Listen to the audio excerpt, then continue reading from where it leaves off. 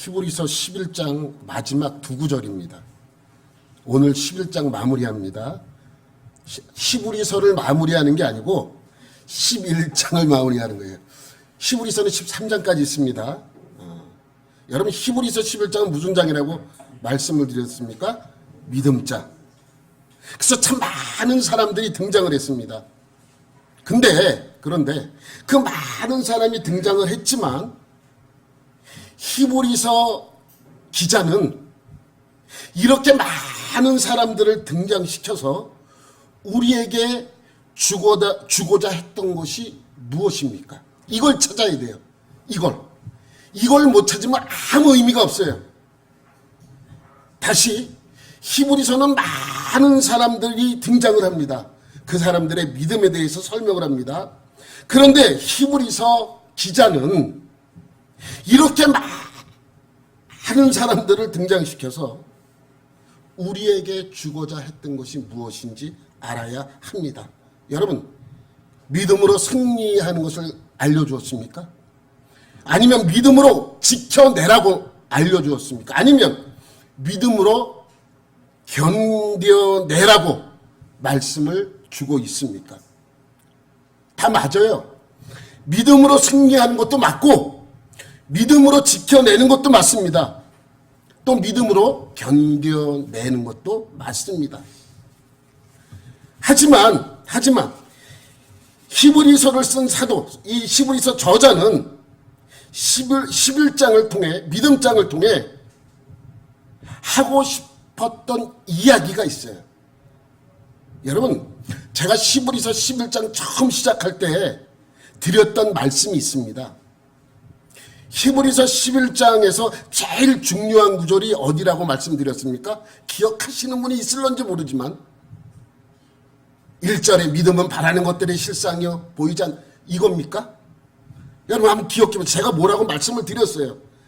뭐 기억을 못해야 내가 또 설교하니까 얼마나 좋은지 몰라요. 하여튼 간에 히브리서 11장에서 제일 중요한 구절은 10장 마지막 구절이에요. 이 말씀을 이해 못하면 히브리서 11장을 이해 못해요. 사실은 히브리서 11장 믿음에 대해서 설명한 이유도 이 39절, 10장 39절을 설명하기 위해서 11장을 설명한 거예요. 10장 39절 한번 우리가 다 같이 한번 읽어볼게요. 시작. 우리는 뒤로 물러가 멸망할 자가 아니요 오직 영혼을 구원함에 이르는 믿음을 가진, 이 말씀을 하고 11장으로 넘어갔어요. 그러니까 11장은 이 말씀의 보충 설명이고 추가 설명이에요. 11장을 이해하기 위해서는 이 10장 마지막 구절을, 이 구절의 의미부터 이해해야 합니다. 여러분, 넘기면 우리 뒤로 물러가라는 말씀은 틀린 말씀은 아닌데 우리가 이해하려면 이게 뒤로 돌아가래요. 뒤로 돌아가. 물러가. 돌아가. 뒤로 돌아가. 그러니까 예수 안 믿는 때로 돌아가서 멸망받을 자가 아니라는 거예요. 우리는. 예수 안 믿던 때로 돌아가서 멸망당할 자가 아니오라는 의미를 가지고 있습니다. 그리고 나서 뭐라 그래요? 오직 영혼을 구원함에 이르는 믿음을 가진 자니라. 여러분, 우리가 오해하는 게 있어요. 우리가 구원을 받는데, 우리가 구원받잖아요. 여러분 구원받잖아요. 우리의 영혼이 구원받는다고 생각을 해요. 그게 아닙니까? 이렇게 물어보는 분도 있을 거예요. 우리의 영혼이 구원받는다? 아닙니다. 그럼 여러분, 우리는 몸은 죽고 영혼만 구원받는다고 생각을 하는데 절대로 아닙니다. 적어도 우리 수지 갈보리 교회에 나오는 여러분은 그렇게 생각하면 안 돼요.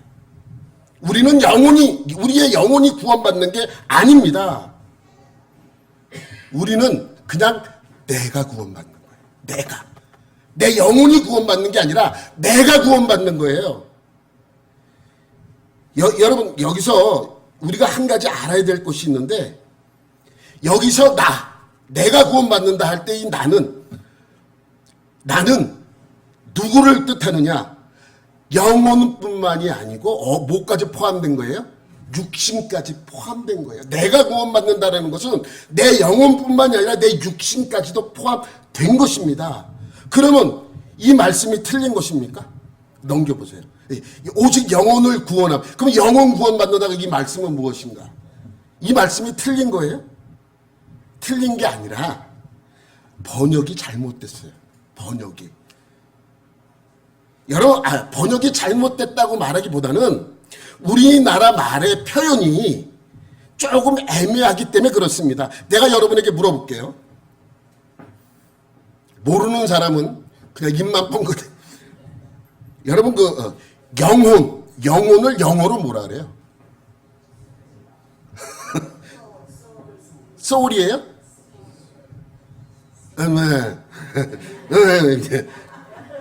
영혼을 영어로 뭐라 그래요? 영혼을. 소울입니까? 스피릿입니까? 소울이에요? 스피릿이에요? 다 틀렸어요. 여러분, 영은 스피릿이에요. 혼은 소울이에요. 이게 정확한 번역이에요. 우리나라 말 성경에는 사실 영혼을 이 구분을 잘 안 시켜서 번역해놨어요. 그러면 영혼을 같이 의미하는 말씀은 없는가? 있어요. 있어요. 영혼을 같이 의미하는 말씀. 성경에 뭐라고 나오는지 아세요, 여러분? 생소할 거예요. 저도 미국에서 1년 살았어요. 그래서 영어를 좀 제가 조금 합니다. 여러분, 영혼을 같이 쓰는 단어가 있는데 그거는 여러분이 좀 정말 그건가 할 정도로 이상한 단어가 있어요. 고스트. 여러분, 아니 성경에 영어 성경 보세요. 영어 성경 보면 육신을 두고 운명하는 사람을 가리켜 고스트라고 표현을 한 구절들이 있습니다. 여러분, 예수님이 십자가에서 죽을 때 영혼이 떠나시니 할 때 영혼이 뭔지 아세요? 고스트예요. 고스트는 유령 아닌가? 그렇게 해석을 해도 되죠. 그러나 영어 성경에는 그렇게 표현해 있자. 고스트라는 표현을 씁니다. 그러니까 이거는 우리가 좀 잘 이해를 해야 돼요. 우리가 보는 개역 개정에는 이것을 소울, 스피릿, 고스트 같은 이러한 단어들을 다 틀린 건 아닌데 약간 구분 없이 사용한 것이 많습니다. 그래서 제가 그랬어요. 여러분이 성경을 읽다가 영혼이라는 단어가 나오면 이 단어의 뜻을 정확히 알고 싶으면 영어 성경을 함께 놓고 보라 그랬어요. NIV는 좀 안 돼요. 킹 제임스 버전이 좀 옳게 번역되어 있어요. 왜 NIV는 잘못된 건 아니에요. 약간 의역한 것들이 많아요. NIV는 틀린 건 아니야. 의역한 것이 많기 때문에 그렇습니다. 그러니 여러분 보세요. 소울은 혼이라고 생각을 하면 돼요. 스피릿은 영입니다. 그 영어 성경에는 그것을 정확하게 번역을 해놨어요. 그러면 영혼 없는 육체가 없는 영혼을 가리켜서 고스트라는 표현을 씁니다. 우리는 그 의미를 고스트, 그럼 예수님도 유령인가? 그런 의미가 아니에요. 영혼을 뜻할 때 그 단어를 쓰는 것입니다. 그러면 이런 영과 혼과 육, 소울, 스피릿, 고스트 같은 이러한 단어는 이러한 것을 왜 구분해야 이것을 이해할 수 있는가? 이것 때문에 그래요. 우리가 이것을 이해를 잘 못하는데 영과 혼과 육의 관계입니다. 여러분, 우리 혼 그러면 아주 보이지 않는 영적 이렇게 생각하는데 혼은 육이 아니에요. 혼은 영적인 것이 아닙니다. 혼은 그냥 나예요. 내가 생각하고 내가 결정하고 판단하고 슬프고 기쁘고 이러한 것이 혼이에요. 나예요. 이것을 성경에서는 혼이라고 표현을 합니다. 영은요, 하나님과의 관계를 나타낼 때 영이라는 것을 씁니다. 또 육은요, 세상과 나를 연결할 때 쓰는 것이 육입니다. 육을 입어야지만 이 세상과 소통할 수 있듯이 영이 있어야 하나님과 내가 소통을 해요. 여러분, 강아지가 왜 하나님과 소통을 못하는 줄 아세요? 영적인 존재가 아니기 때문에. 사람은 영적인 존재이기 때문에 내가 원할 때, 내가 바라면 하나님과 소통할 수 있는 기회가 부여됩니다. 그 이유는 뭐냐면 우리에게 영이라는 존재가 존재하기 때문에 그렇습니다. 그러니까 하나님과 관계를 나타낼 때는 영이라는 단어를 많이 사용하기도 합니다. 여러분, 창세기에 보면 야곱이 애굽으로 이주를 해요. 70명이 이주를 했다고 이렇게 나오는데, 그때 70명이라고 표현한 단어가 뭔지 아세요? souls예요. souls. 영들, 혼들이에요. 혼들이 이주를, 70명의 혼이 이주한 거예요. 근데 이것을, 혼을 단순히 영혼이라고 번역을 하게 되면 문제가 되는 거죠. 그러니까 혼이라는, soul이라는 그 단어 자체는 내 자신을 의미해요. 자신. 내 자신. 여러분이 판단하고 결정하고 슬프고 기쁘고 한 모든 것들을 갖고 있는 것이 나예요. 나를 나타낼 때 성경에서는 혼이라는 단어, soul이라는 단어를 쓴 거예요. 예를 들어 볼게요. 예를 들어 이 구절을 보면 여러분이 이해를 할 것이 하나 있습니다. 누가복음 1장 46절 47절인데 이 내용은 마리아가 엘리사벳을 만나가지고 엘리사벳 뱃속에서 그 세례 요한으로 태어날 그 태아가 막 기쁘게 막 움직일 때 그것을 이야기했더니 마리아가 그것을 듣고 하나님께 감사 기도하는 드리는 장면이에요. 마리아가 이르되 내 영혼이 주를 찬양하며 내 마음이 하나님 내 구주를 기뻐하였으면. 여기서 마리아가 이르되 내 영혼이라고 번역한 이 영혼은 영어로 뭘 것 같아요? 영어로. 여러분이 결정을 해주세요. 뭘 것 같아요? 소울이에요? 소울. 그렇죠. 내가 기뻐하는 거예요. 내가 주를 찬양하는 거예요. 내가 찬양하는 거예요. 내가. 그렇기 때문에 소울이 맞는 거죠. 내 혼이 주를 찬양하며. 그러면 내 마음은 뭐예요? 마음은 영어를 보면 펴겠죠. 그거 보여주고 얘기를 하지 뭐. 그래, 보여주는 거야. 마이 소울이죠. 앞에는 소울이 영이 혼이에요. 뒤에 마이 스피릿. 그러니까 내 혼이 하나님을 찬양하고 내 영이 하나님 내 구주를 기뻐한 거예요. 근데 앞에 영혼이라고 번역해 놓으니까 뒤에 스피릿을 번역하기가 애매하잖아요. 그래서 뭐라고 번역한 거예요? 마음이라고 번역해 놓은 거죠. 사실은 마음이 아니에요. 그러니까 내가 주님을 찬양했더니 누가 기뻐하는 거예요? 내 안에 있는 내 영이 기뻐하는 거예요. 근데 이것을 우리나라 번역할 때는 이게 애매하고 이상하게 번역할 때가 많이 있습니다. 그러니 소울이 나올 때도 영혼으로 번역한 것이 있고 스피릿이 나와도 영혼으로 번역한 것이 있고 이렇게 한꺼번에 나오니까 앞에 영혼이라고 놓고 뒤에도 또 영혼이라고 놓기가 힘들잖아요. 그래서 뒤에는 마음이라고 번역해 놓은 건데 이 뜻은 정확하게 그 뜻이 아니라는 걸 알아야 됩니다. 그러면 넘겨보세요. 이렇게 되죠. 마리아가 이르되 내 혼이 주를 찬양하며 내 영이 하나님 내 구주를 기뻐하였음은 이라고 번역을 해야 옳은 번역입니다. 그런데 여러분 제가 말씀드렸죠. 혼은 우리가 생각하는 영혼의 개념이 아니라 뭐의 개념이라 그랬어요? 한 사람을 나타낼 때 한 사람의 인격을 나타낼 때 소울을 쓴다 그랬어요. 그럼 여기서 마리아가 이르되 내 혼아라고 하지 않고 그냥 내가 주를 찬양했더니 내 안에 있는 내 영이 기뻐했다라고 번역을 해도 상관은 없습니다. 그런 뜻으로 받아들여도 전혀 문제가 되지 않습니다. 그러니까 여러분 이 말씀을 이해하면 오늘 히브리서 10장 39절 10장이에요. 10장 39절에서 말씀하고 있는 오직 영혼을 구원함에 이르는 믿음을 가진 자니라 라고 말하는 이 영혼은 소울입니까? 스피릿입니까? 확실해요? 소울 같아요? 오직 영혼을 구원한 영혼을 구원 이 말씀에는 여러분 여기서 누구를 구원하는 하나님이 누굴 구원하는 거예요? 우리를 구원하죠. 나를 구원하잖아요. 나를 구원하는 거니까 영이라고 설명하면 안 되죠. 스피릿이라고 해놓으면 안 돼요. 뭐예요? 소울이 맞는 거죠. 영어 한번 볼게요. 그래서 소울이라고. 나를. 그러니까 소울의 개념을 우리 여러분, 혼의 개념을 여러분 잘 이해를 해야 합니다. 성경에서 말씀하고 있는 소울의 개념. 소울은 어떠한 의미를 담고 있는가를 알아야 합니다. 이렇게 하니까 이게 앞에 이 말씀을 한번 넘겨보세요. 이렇게 의미적으로 받아들여도 돼요. 우리가 믿지 않던 때로 돌아가 멸망당할 자가 아니요. 과거로 돌아가 믿지 않았던 때로 돌아가 멸망당할 자가 아니고 오직 믿음만이 나를 구원해. 나를 혼이 소울이에요. 나를 구원에 머무르게 할 것이다 라는 말씀이죠. 이거를 현대인의 성경을 보면 이렇게 번역을 해놨어요.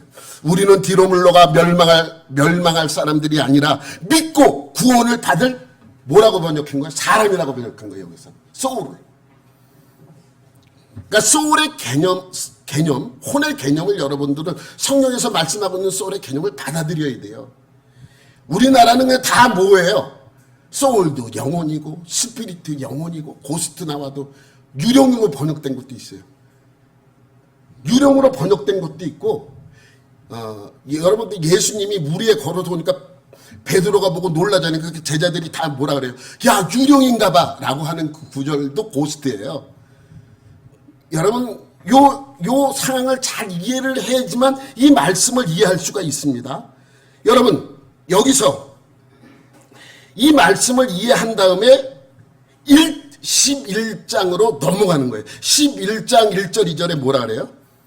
믿음은 바라는 것들의 실상이요 보이지 않는 것들의 증거니 선진들이 이로써 증거를 얻었느니라 라고 설명하고 있습니다.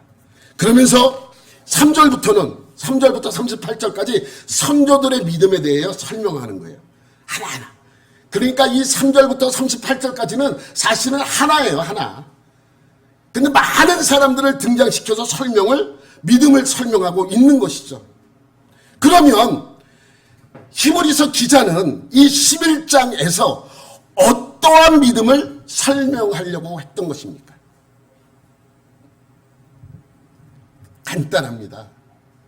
구원에 머무르는 믿음을 설명하려고 했던 거예요. 너희가 이 고난 속에서도 이 아픔 속에서 이 핍박 속에서도 믿음에 머무르려면 이렇게 해야 한다는 것을 보여주기 위함입니다. 그러니까 한마디로 말하면 구원의 확신을 주기 위하여 지금 11장을 설명하고 있는 것입니다. 그러므로 믿음의 최종 목표는 무엇이다? 믿음의 최종 목표는 뭐예요? 구원이죠. 여러분 아들 낳기 위해서 믿습니까? 여리고성 무너뜨리려고 믿습니까? 승리하려고 믿습니까? 아니잖아요. 우리의 믿음의 최종 목표는 구원입니다. 그럼 여리고성을 무너뜨리고 이삭이라는 아들을 낳은 것은 무엇이며 가나안 땅에 들어간 것은 무엇이고 많은 사사와 선지자들이 한 그것들은 무엇인가라는 질문이 생길 수도 있습니다. 여러분 우리의 최종 목표는 무엇인가? 구원이죠. 그럼 구원은 무엇입니까? 뭐로부터 구원이에요? 죄로부터의 구원입니다. 죄로 말미암아 죽을 수밖에 없는 우리를, 지옥에 갈 수밖에 없는 우리를 지옥 가지 않고 죽지 않게 하여 우리를 하나님과 함께 천국에 살게 하는 것이 구원입니다. 그런데 어떻게 그렇게 할 수 있어요? 어떻게? 그것은 하나님이 우리와 더불어 우리에게 구원시켜 주시겠다라고 약속하셨기 때문이에요. 약속.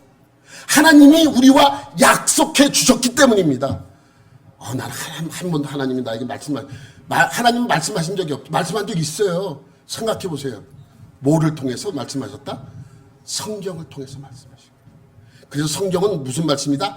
약속의 말씀이다. 성경을 통해 뭐라고 말씀하셨다고요? 우리를 구원해 주시겠다라고 약속하셨습니다.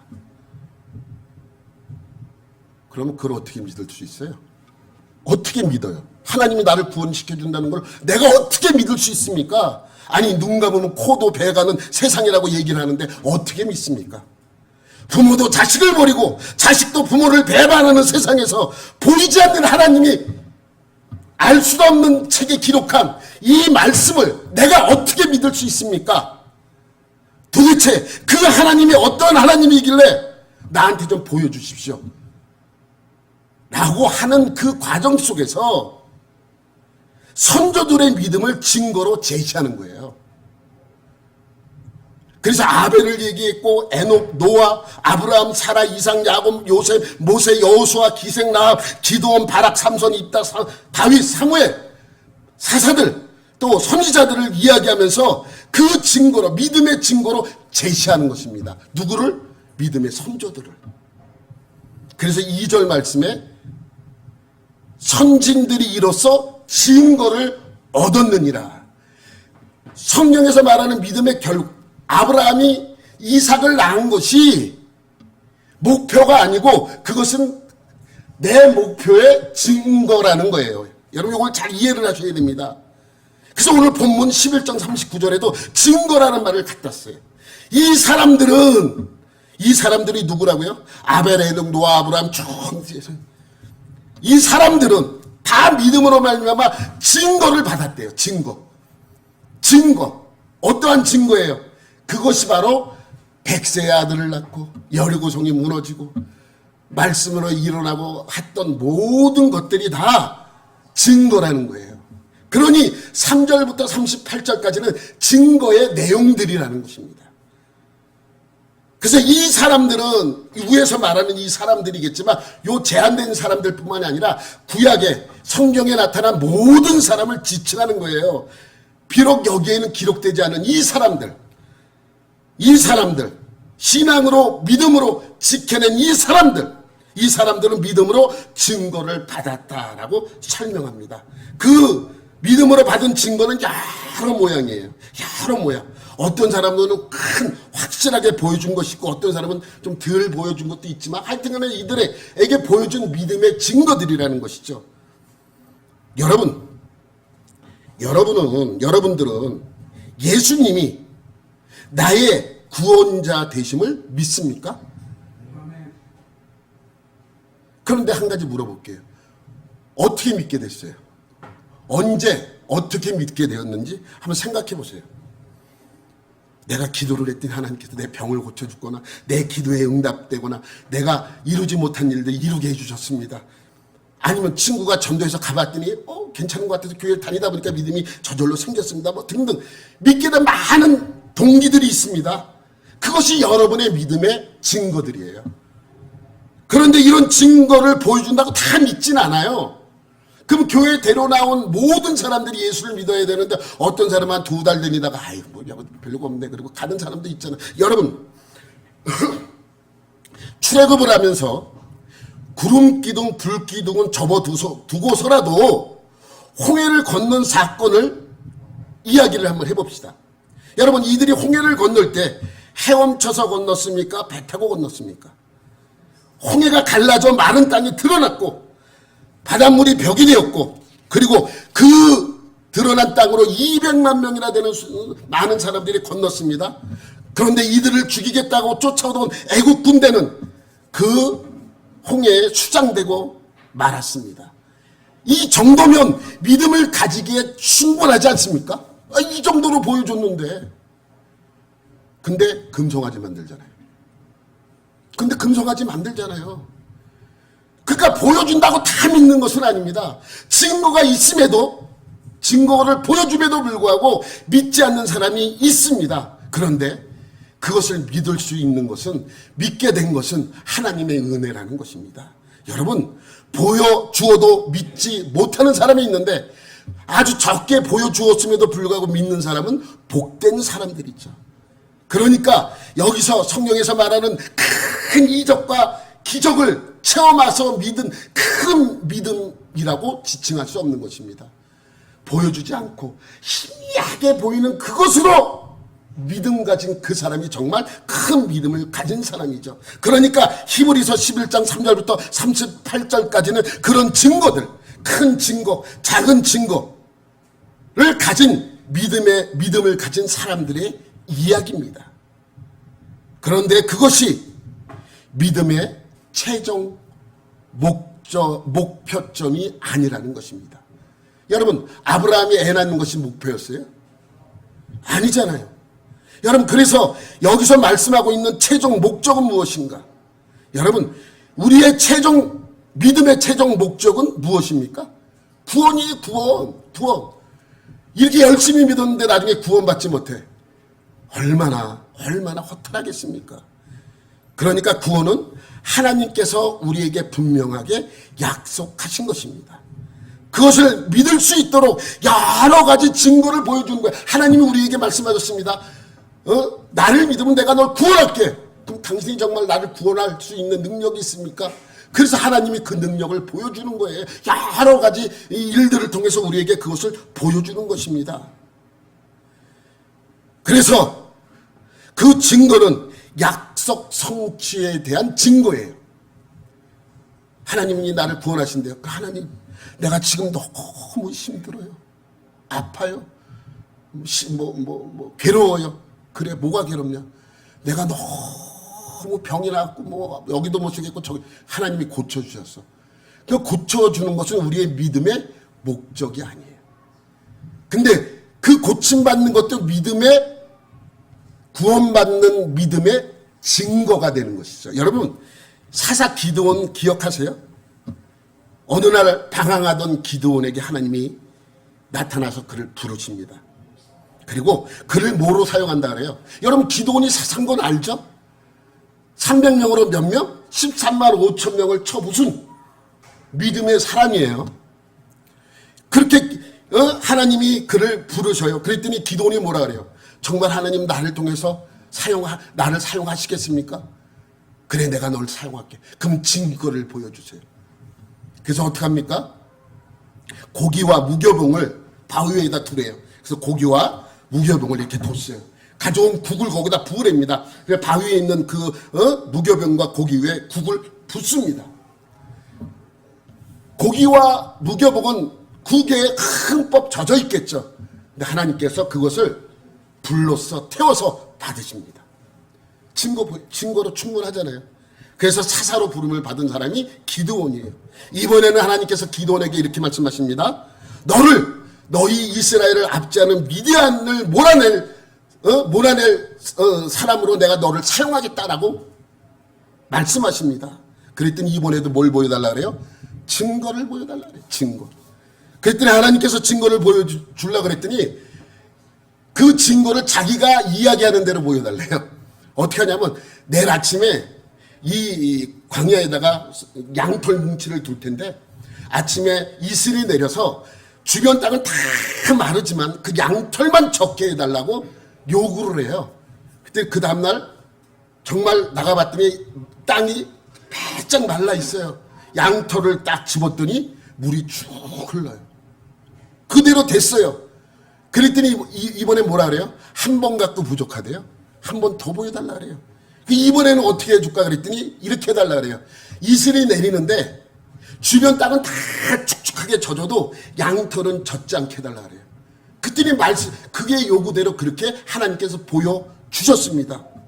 그래서 그 믿음을 가지고 300명을 데리고 나가서 미디안 13만 5천 명을 쳐서 승리한 사사가 기드온입니다. 보세요. 기드온은 사사로 부름을 받았어요. 그리고 그가 사사로 부름받은 이유는 미디안을 이스라엘 땅에서 몰아내는 사명을 받은 거예요. 그의 목표는 미디안을 몰아내는 것입니다. 그런데 하나님께서 그에게 미디안을 몰아내는 그 증거로 뭘 보여주신 거예요? 양털 뭉치를 보여주신 거죠. 무슨 말씀인지 이해하죠? 그러니까 양털 뭉치는 미디안을 몰아내는 증거가 된 거예요. 요거를 잘 이해해야 돼요. 양털은 그냥 양털이 아니에요. 양털은 증거물이에요. 증거물. 그러니까 이 땅에서 우리의 믿음을 공고히 하는 모든 것들은 믿음의 증거들이라는 것이죠. 우리가 이 땅에서 복받고 건강하고 장수하고 잘되고 기도응답 받고 하는 모든 것들, 그것은 우리의 믿음의 증거들이에요. 그러면 믿음의 최종 목표는 뭐예요? 구원이죠. 아, 하나님께서 이번에 기도를 해도 응답해 줬어. 그래, 하나님은 나를 그런 기도를 들어주시는 분이야. 그 기도가 최종 목적이 아닙니다. 이런 하나님이 나를 구원해 주신다고 약속하셨어. 그럼 나는 뭐예요? 구원 받는 거죠. 믿음의 족보도 마찬가지예요. 믿음의 족보를 쭉 보면 아브라함의 이야기가 나오잖아요. 100세에 이삭을 낳았어요. 이삭 아들 낳는 거에 최종 목표가 아니잖아요. 그러니까 그 아들을 최종 목표로 아들을 낳는 것이 최종 목표가 아니기 때문에 그는 그것을 통해서 자기 몸에서 구원자가 오실 것을 믿는 거죠. 그 믿음이에요. 그러니까 그 사건 하나는 이삭 100세의 아들 낳은 그 사건 하나는 아브라함에게도 증거가 되지만 누구에게도 증거가 되는 거예요. 그의 후손들에게도 증거가 됩니다. 또 지금 우리에게도 그 일이 우리의 증거가 되는 것입니다. 우리가 믿는 하나님은 100세의 아들 낳게 해주시는 분이야라고 우리의 믿음의 증거가 되는 거예요. 오늘 본문 39절 한번 다시 한번 말씀 보도록 할게요. 이 사람들은 다 믿음으로 말미암아 증거를 받았대요. 그런데 넘기면 약속된 것을 받지 못했답니다. 무슨 약속이에요?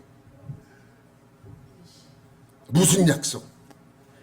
여러분, 이 사람들의 최종 약속은 무엇이라고 했습니까? 구원이잖아요. 그런데 구원이 아직 이루어지지 않았다는 것입니다. 그렇지만 믿음의 증거들은 많이 보여주시는 거예요. 그래, 하나님이 이러한 믿음의 증거들을 우리에게 보여주시죠. 그러니까 우리는 반드시 그 말씀대로 우리를 구원해 주실 거야 하는 믿음이죠. 여러분, 우리가 성경 공부를 하다 보면 이러한 믿음에 대해 이러한 말을 많이 합니다. 구약에서 믿던 사람들은 구원 받을 것을 믿는 사람들이고 우리들은 구원 받은 것을 믿은 사람입니다. 이미 우리는 구원 받았다고 이야기를 합니다. 왜 그러냐면 구약 때는 아직 구원자이신 예수님이 오시지 않았기 때문에 메시아 구원자가 오시면 그분이 우리를 구원해 주실 거야 라는 믿음을 갖고 우리는 죽어가는 것이죠. 그러다가 예수님이 오시면 구원 받는다는 믿음이 그들에게 있기 때문에 구원 받을 것을 믿는 사람들이고 신약대 사람들은 이미 예수님의 십자가의 사건이 끝났기 때문에 구원 받은 것을 믿는 사람들이다라고 이야기를 합니다. 그래서 39절에 이 사람들은 이라는 이 말씀 넘겨보세요. 이 사람들 앞에 있는 이 사람들을 구약대 사람이라고 이야기를 합니다. 구약대 사람. 저도 이 앞에서 3절부터 38절까지 말한 이 말씀, 이 사람들이 구약대 사람들이라는 것을 동의해요. 어느 정도는. 그런데 그 사람들이 전부 구약대 사람들이라고 생각하지는 않습니다. 들어보면 알아요.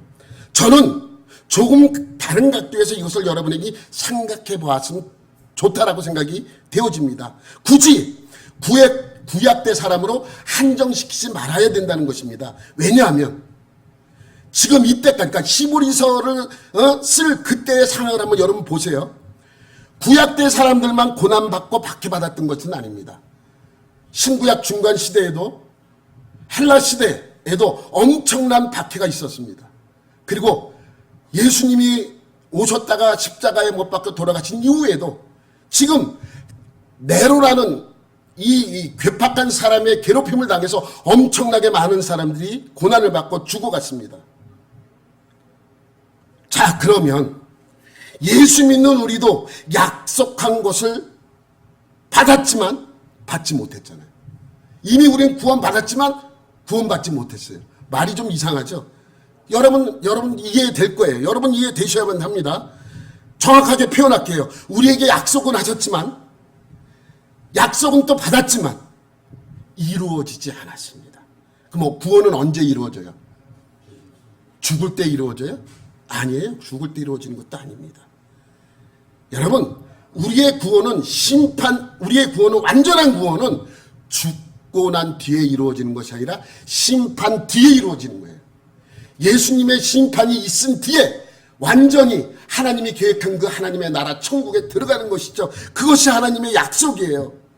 그러니까 여기서 약속을 예수님이라고 해석을 하면 앞에 있는 사람들이 구약대 사람들이 맞아요. 그런데 구원이라고 해석을 하게 되면 구약대 사람뿐만이 아니라 그 당시에 박해받아 죽었던 모든 사람들도 포함되어 있다는 것을 알 수 있습니다. 여기 말씀을 다시 한번 보면 이 사람들은 다 믿음으로 말미암아 증거를 받으나 약속된 것을 받지 못했대요. 약속한 것은 받지 못한 것은 우리도 마찬가지잖아요. 여러분 예를 들을게요. 제가 구원 받았어요. 저는 구원 받았어요. 예입니다. 예예요. 제가 그러겠다는 얘기가 아니에요. 잘 이해를. 그럼 여러분이 생각할 때 저 송기성 목사가 구원받은 것이 확실합니까? 여러분이 생각할 때 저는 이미 구원 받았어요. 그렇게 예수를 잘 믿고 또 이게 말씀을 잘 전하다가 어느 날 변절을 하게 되고 다른 이단이나 다른 종교로 개종했다고 합시다. 예예요. 제가 그러겠다는 얘기가 아니라 예입니다. 제가 변절해서 이단으로 갔다면 저는 여전히 구원받은 상태입니까? 구원받지 못한 상태입니까? 아니 약간 구원받았다며요. 구원받았다 그러고 또 지금 구원 못, 그럼 구원받았다고 약속한 그 약속이 왔다 갔다 합니까? 예? 구원받았다가 또 안 받기도 하고 그러다가 다시 돌아오면 또 구원받습니까? 예? 구원이 그런 겁니까? 어떤 사람은 그래요. 변절했다 그런 것은 그 사람 믿을 때 정말 잘 믿은 사람이 아니라고. 여러분 그러면 내가 한 가지 얘기해 볼게요. 네로의 박해 때 이 당시에 히브리서 쓸 때 네로 박해 때 정말 엄청난 사람들이 죽어왔어요. 믿음을 지키다가 고문에 못 이겨서 변절한 사람들이 많아요. 그런 사람들은 우리가 손가락질 할 수 있습니까? 그 사람들에게 우리가 그 사람 구원 못 받았어 라고 할 수 있습니까? 변절했는데. 변절했잖아요. 너무 힘들어. 내 눈앞에서 내 자식을 죽여요. 내 부모를 죽여요. 그러니까 이따가 나 안 믿을게요. 내가 황제가 나의 신으로 아니면 제우스를 나의 신으로 내가 앞으로 섬기겠습니다. 나 교회 안 다녀요. 예수 나 그 몰라요. 예수 그 사생아로 난 자식 내가 왜 믿습니까? 하고 그랬다고 칩시다. 그러면 그 사람은 구원을 받습니까? 못 받습니까? 여러분 이거에 대하여 우리가 잘 이해를 하고 받아들여야 됩니다. 그러니까 우리도 구원은 받았어요. 근데 완전한 구원은 아직 아니잖아요. 언제 우리의 구원이 완전해집니까?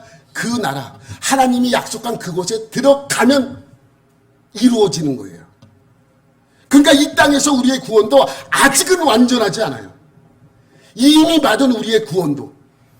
여러분 구약대 사람들은 야 내가 너 부산 보내줄게 말로만 한 거였다면 신약대 사람들은 야 내가 너 부산 보내줄게.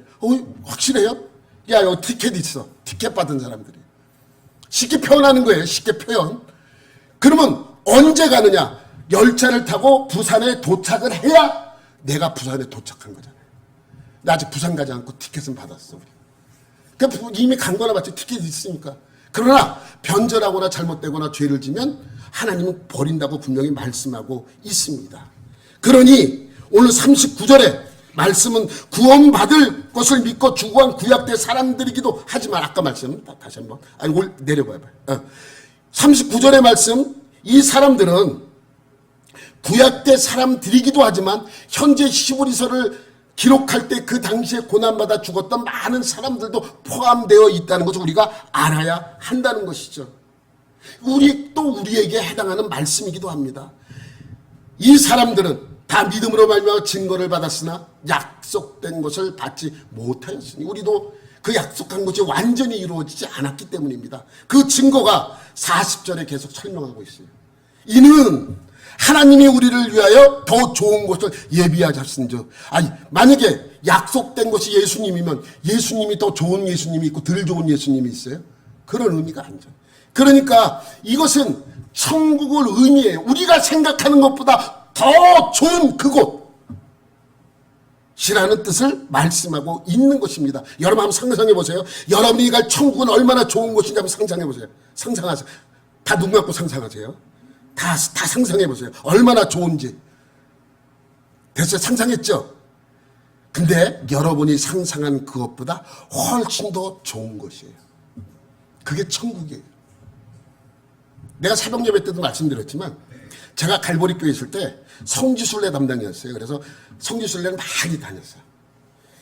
근데 어느 날 이제 아랍에미레이트 항공이 생겨서 막 이제 막 도전적으로 싸게 막 풀 때, 그러니까 대한항공으로 가면 비싸니까 저기 아랍에미레이트 항공으로 타고 성지순례를 가다 보면 한 가지 약점이 있어. 다 좋아. 뭐 서비스도 좋고 다 비행기도 좋고 다 좋은데 한 가지 약점이 두바이에서 잠깐 경유해서 가는 거예요. 근데 두바이에서 잠깐 경유하는데 그 경유하는 시간이 짧으면 괜찮은데 10시간, 11시간 이렇게 되면 지루하잖아요. 그러니까 여행사에서 너무 지루하니까 그 시간을 이용해서 나가서 관광하고 오는 건 어떻습니까? 그래서 관광을 하러 나갔어요. 10시간, 시간이 넉넉하니까 나가서 이제 쭉 보는데 이제 가이드가 여기 해변입니다. 내리세요. 그래서 쫙 내렸어요. 해변이 쫙.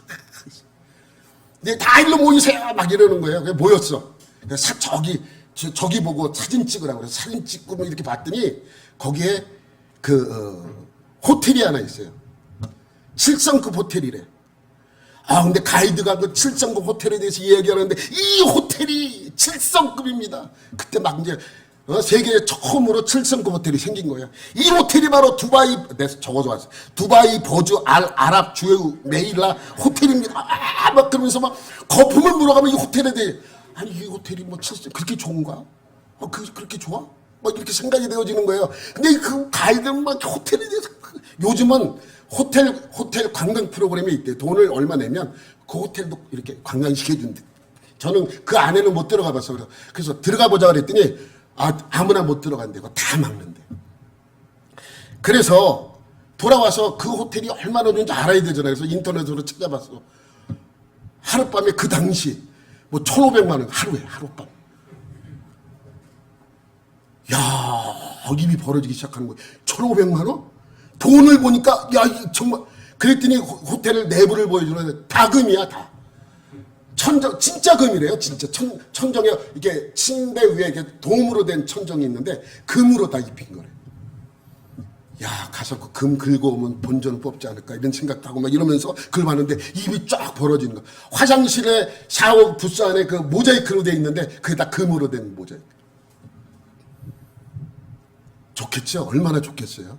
진짜 좋겠죠? 근데 만약에 혹시 여기에 이 호텔에서 하룻밤이라도 자신 분 있어요? 그 분이 있다면 저한테 그럴 거예요. 헤이, 목사님, 한번 자보세요. 목사님 말하는 것보다 훨씬 이러지 않겠습니까? 그러니까 가봐야 하는 것이죠. 가보면 더 좋아요. 목사님 가보면 더 좋아. 저는 아직 거기서 잤다는 사람 못 봤어요. 못 만났어. 있었겠지만 여러분 천국이 얼마나 좋은지 저는 몰라요. 정말 좋다는 것만 알아. 근데 그 좋다는 것보다 더 좋은 곳이 어디다? 천국이라는 거예요. 다시 한번 9절 올려보세요. 이는 하나님이 우리를 위하여 더 좋은 것을 예비하셨습니다. 더 좋은 곳이래요. 여러분 제가 갈보리 교회에 있을 때 이제 2년씩 돌아가면서 이 교구가 바뀌어요. 한 곳에 오래 있으면 이제 저거 되니까 2년에 한 번씩 이렇게 바뀌어서 이 교구를 맡아요. 근데 이제 한 번은 제가 부자 동네를 한번 봤어요. 정자동, 분당 정자동. 어디 권사님네를 갔는데 여러분 나는 탄천이 그렇게 예쁜지 몰랐어요. 너무너무 예쁜 거예요. 그때가 막 5월, 4월, 봄이었어요. 벚꽃이 막 지고 파릇파릇 이파리 나올 때니까 벚꽃나무에 꽃과 이파리가 같이 보일 그때 쫙 한데, 근데 그 권사님의 집에서 딱 보면 이 정자동에서 서울대 병원 쪽으로 쭉 탄천이 있는데 그 직선으로 바로 앞에 쫙 나 있는 게 보이는 거예요. 너무너무 예쁜 거예요. 권사님 먹지 않아도 배부르시겠어요. 막 이랬더니 그 권사님이 간증을 하시는 거예요. 목사님, 이건 좋은 것도 아니에요. 그러면서 이제 뭘 얘기를 하냐면 당신이 과거에 하나님께서 환상을 보여줘서 천국 갔다 온 이야기를 하는 거예요. 근데 표현을 못 하겠대요. 너무 좋아서. 근데 그 좋은 표현을 어떻게 하시는 줄 아세요? 저한테 이렇게 얘기하는 거예요. 목사님, 제가 그 곳을 보고 난 뒤에 얼마 있다가 가만히 생각해 보니까 그곳이 너무너무 가고 싶더래요. 얼마나 좋은지 목사님 얘기해도 잘 이해를 못 하실 거래요. 그곳이 너무 가고 싶어서 내가 죽고 싶더라는 거예요. 근데 왜 안 죽으셨냐 그랬더니 죽으면 천국 못 가잖아요. 그 정도로 좋다는 거예요. 그 정도로. 여러분, 우리가 구원받아 갈 곳이 그 천국입니다. 천국 갈 수 있어요? 예. 하나님은 우리에게 약속하셨잖아요. 구원받아야 갈 수 있고 하나님의 자녀된 우리는 반드시 하나님께서 구원시켜 주겠다라고 하나님이 약속하셨잖아요. 어떻게 믿을 수 있습니까? 그 약속이 거짓이 아닌 진짜일 것을 보여주기 위해, 진짜인 것을 보여주기 위하여 여러 가지 증거들을 보여주었어요. 여러분의 삶 속에서 하나님은 나타나셔서 크고 작은 일들 속에서 하나님이 계시다는 것과 하나님의 약속이 헛되지 않다는 것을 우리에게 보여주었고 알려주었습니다. 때로는 다른 사람을 통해서 보여주었고 때로는 나의 일들 속에서 보여주기도 했습니다. 그러한 증거는 증거일 뿐 우리에게 약속한 최종적인 믿음은 구원이라는 것이죠. 하늘나라에 들어가는 구원. 여러분 모두 하나님의 구원의 약속이 이루어질 때까지 믿음의 증거들이 믿음의 확신이 되기를 예수님의 이름으로 축원합니다. 하나님 아버지 감사합니다.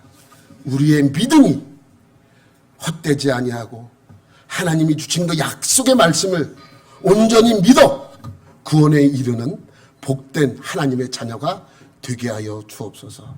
모든 것 감사드리며 예수님의 이름으로 기도드립니다. 아멘.